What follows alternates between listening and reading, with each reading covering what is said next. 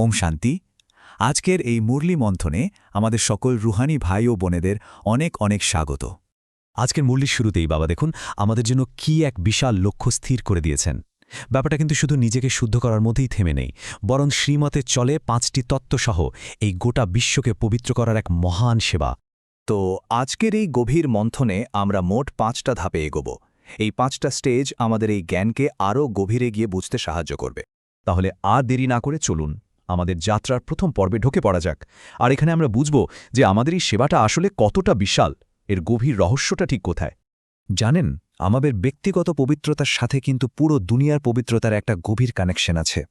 একবার ভাবুন, অনেক দিন ধরে প্রচণ্ড গরমের পর যখন প্রথম বৃষ্টি নামে তখন কি হয়? ওটা শুধু গাছের পাতার ধুলো তো পরিষ্কার করেই, বরং সেই জল মাটির গভীরে গিয়ে একদম শিকড়কে নতুন জীবন দেয়, তাই না?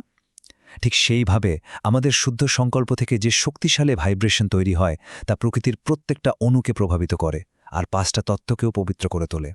আচ্ছা, এই সেবাটা করার জন্য যে পথ, সে পথের সবথেকে বড় আর হয়তো সবথেকে গুরুত্বপূর্ণ পুরুষার্থটা কি? সেটা হলো বিদেহী হওয়ার এই নিরন্তর প্রচেষ্টা। শুনতে তো খুব ভালো লাগে, তাই না? কিন্তু একবার ভেবে দেখুন তো, বাস্তবে যখন আমরা এই আটপোরে জীবনে কাজ করছি, সংসার সামলাচ্ছি, তখন কি দেহকে ভুলে যাওয়াটা সত্যিই এতটা সহজ? এর জন্য না আমাদের নিজেদের পরিচয়টাকেই একদম বদলে ফেলতে হবে। ঠিক যেমন একজন অভিনেতা, ধরুন মঞ্চে সে রাজার পাঠ করছে, আদেশ দিচ্ছে, হাসছে, কাঁদছে, কিন্তু একটা সেকেন্ডের জন্য কি সে ভুলে যে সে আসলে কে? একদমই না। ঠিক সেইভাবে আমাদেরও এই স্মৃতিতে একদম পাকা হয়ে যেতে হবে যে আমি হলাম আত্মা, আর এই শরীরটা হলো একটা পোশাক যেটা পরে আমি এই বিশ্বমঞ্চে আমার পার্ট প্লে করছি। তো এই বিদেহী হওয়া মানেটা কি? এটা হলো চেতনার এমন একটা উঁচু অবস্থা, এমন একটা লেভেল যেখানে আমাদের মন, বুদ্ধি এই দেহের সব বাঁধন থেকে পুরোপুরি মুক্ত। এটা কিন্তু কোনো ফিজিক্যাল অ্যাক্টিভিটি নয়, বরং এটা হলো বাবাকে স্মরণ করার সবথেকে গভীরতম অবস্থা। আচ্ছা, এবার একটা খুব বেসিক সত্যি নিয়ে কথা বলা যাক, যেটা নিয়ে প্রায়ই আমাদের মধ্যে একটা কনফিউশন তৈরি হয়, আর সেটা হলো সুখ আর শান্তির মধ্যে আসল তফাৎটা কোথায়? বাবা আজ এটা একদম জলের মতো পরিষ্কার করে দিয়েছেন যে সত্যযুগ হল সুখধাম, সেখানে আত্মা পবিত্রতা আর অতীন্দ্রিয় সুখে ভরপুর থাকে। আর শান্তিধাম, সেটা হলো পরম ধাম, আমাদের ওই নিরাকারী দুনিয়া, আত্মার আসল ঠিকানা, আমাদের আসল বাড়ি। এই কলিযুগের যে ঝগলাঝাটির দুনিয়া, এখানে শান্তি খোঁজাটা অনেকটা মরুভূমিতে গিয়ে সমুদ্র খোঁজার মতো, তাই না? আসলে কি বলুন তো, শান্তি কোনো বাইরের জিনিস নয় যেটাকে আমাদের খুঁজে বের করতে হবে। শান্তি হলো আত্মার নিজস্ব, একদম স্বাভাবিক একটা গুণ, ও ডিফল্ট সেটিং বলতে পারেন। যখনই আত্মা নিজেকে এই দেহ আর দেহের সম্পর্কগুলো থেকে আলাদা করে নেয়, ও তো নিজে থেকেই শান্ত হয়ে যায়।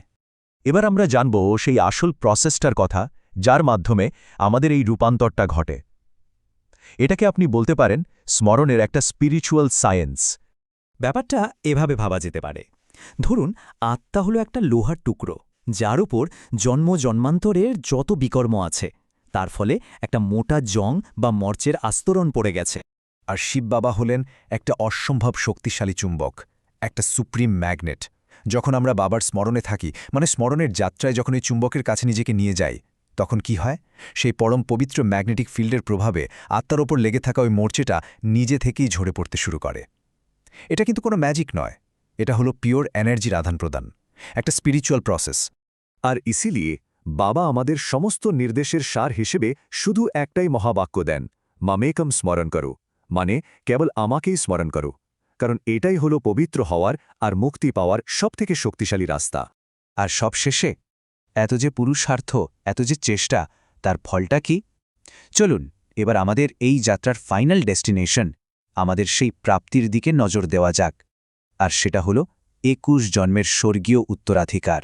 মনে রাখতে হবে, আমাদের এই পড়াশোনা, এই পুরুষার্থ, এটা কিন্তু শুধু স্বর্গে গিয়ে একজন সাধারণ বাসিন্দা হওয়ার জন্য নয়, না, এটা হলো স্বর্গে 21 জন্মের জন্য উঁচু থেকে উঁচু পদ পাওয়ার লড়াই। আমরা এই এক এবং একমাত্র গডফাদারলি ইউনিভার্সিটিতে পড়ছি কেন? নিজের শ্রেষ্ঠ ভাগ্য নিজের হাতে তৈরি করার জন্য।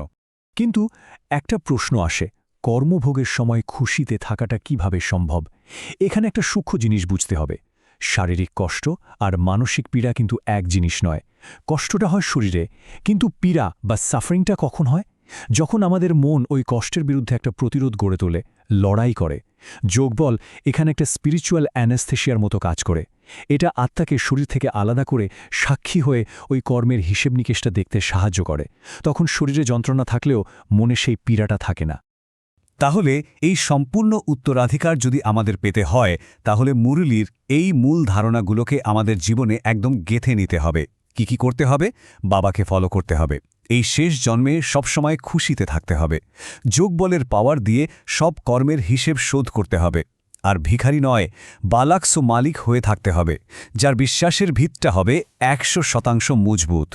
আজকের মন্থন শেষ করার আগে আসুন আমরা সবাই একটু একান্তে বসি আর নিজেকে গভীর প্রশ্নটা করি। আমরা হয়তো দেহের আসক্তি, লৌকিক সম্পর্কের মায়া এগুলো ছেড়ে দিয়েছি, কিন্তু কোথাও কি আমাদের এই জ্ঞানের, আমাদের সেবার বা এই ব্রাহ্মণ পরিবারে আমাদের যে পদ, সেটা নিয়ে একটা সূক্ষ্ম অহংকার, একটা স্পিরিচুয়াল ইগো চলে আসছে? এই অহংকারের আসক্তি কি আমাদের গ্রাস করছে? এই গভীর আত্মচিন্তনের সাথে চলুন আমরা পরম শান্তিতে স্থিত হই। ওম শান্তি।